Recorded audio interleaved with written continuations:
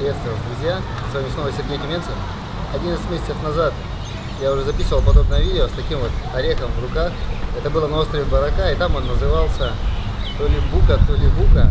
Сейчас я на острове Пхукет, и здесь вот этот орех называется коконат. На самом деле суть от этого не меняется.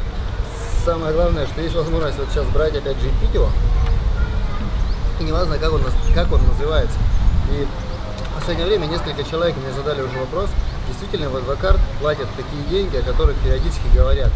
И живыми словами этого будет вот возможность.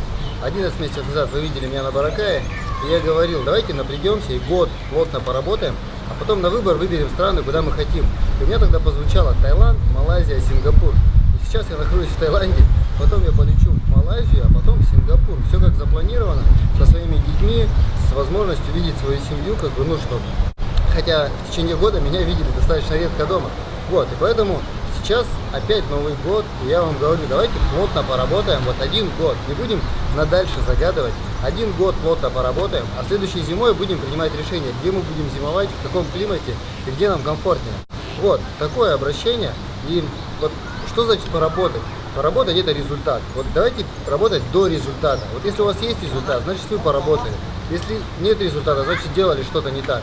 Вот, и поэтому вспоминайте про вот это бука, коконат, неважно как это называется, и давайте год плотно поработаем. Все, до встречи в феврале в Москве.